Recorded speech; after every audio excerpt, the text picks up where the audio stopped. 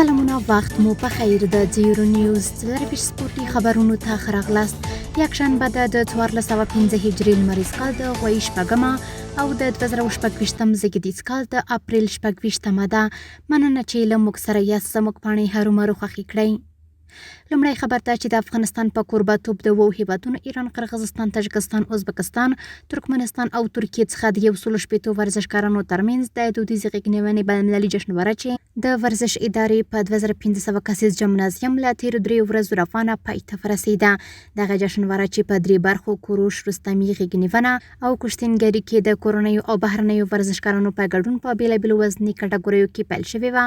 په پای کې د کوروش په برخه کې ازبکستان لومړی مقام، تاجکستان دویم او افغانستان دریم مقام. په رستمي غېږنیونه کې افغانستان لومړی مقام، ازبکستان دویم او تاجکستان دریم مقام، او په کشتینګري کې بیا تاجکستان لومړی مقام، ازبکستان دویم او افغانستان دریم مقام وګټه. د خوست کرکټ ادارې له لوري په تڼیو ولسوالۍ کې د کرکټ پیل شوې سیالۍ د ینګ سټار لوبډلې په اتلولۍ پای ته ورسېدې. په دغو سیالیو کې 12 لوبډلو ونډه اخیستې وه چې په پیلو کې ینګ سټار لوبډلې سیالۍ درمان کرکټ کلب لوبډلې ته ماتې ورکړه او د دې سیالیو اتلولي خپله کړه. د هند کرکټ غوره لیګ په 38 لوبه کې نن یکشن په لکڼو سوپر جاینټس او کلکټا نایټ رایډرز لوبډلې ترمنځ لوبه روانه ده.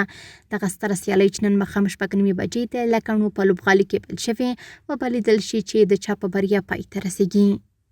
او د نړیوال سپورټ له ډګره وروستی خبر همدا چې الاهلي د اسیا اتلانو لیګ اتلولي وګټله. د اسیا اتلانو لیګ په ستره پایلوبه کې د سعودي عربستان الاهلي لوبډلې وکولی شول چې د جاپان مچیډا زاویه لوبډلې ته ماتې ورکړي او د دې سیالیو اتلولي په خپل نوم کړي. سپورټي خبرونه هم دومره و په خواله رسنیو باندې فیسبوک، انسټاګرام، ایکس افغاني، ټویټر، یوټیوب او ټیک ټاک زموږ خبرونې خوښې او موږ تعقیب کړئ.